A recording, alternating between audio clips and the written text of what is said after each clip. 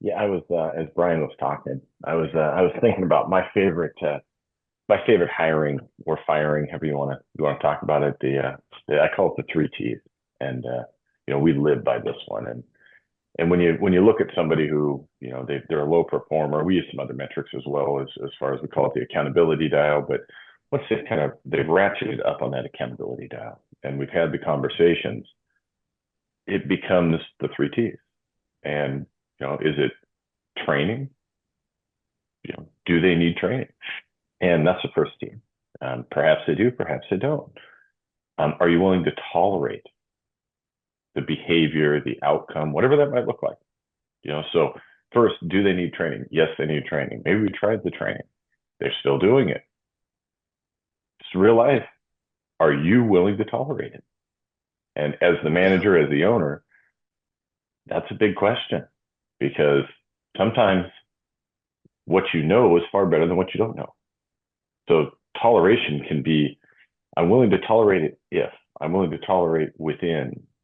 So we're very, if we decide to tolerate, there's big boundaries drawn around it. And train, tolerate.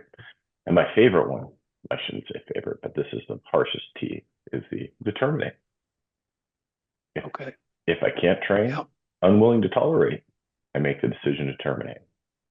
And when I look at every position in that manner, it doesn't leave a lot of options for outside.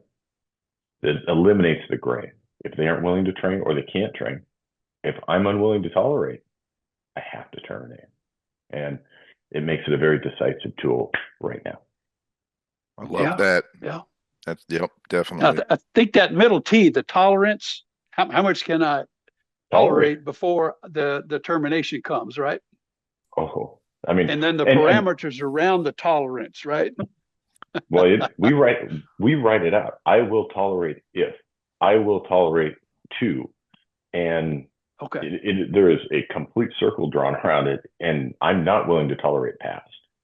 And if I do, then so they know that through the tolerance state, right? To the tolerant, that T, they know what the guidelines are. Yeah, years ago, I had a guy who, he couldn't get to work on time to save his life, and loved him, man, great producer.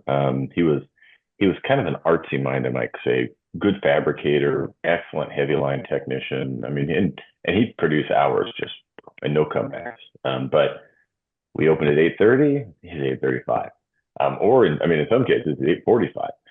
And finally one day, I shouldn't say finally, we had lots of conversations, and I looked at him and I said, hey man, I see you care, you're here, you put it in. What's wrong? What's going on with you? And when I look back, it's a sleep apnea. He literally just couldn't wake up. So the toleration we made was, you will be here by 9 o'clock. If you cannot be here by 9, you're fired. And we love you.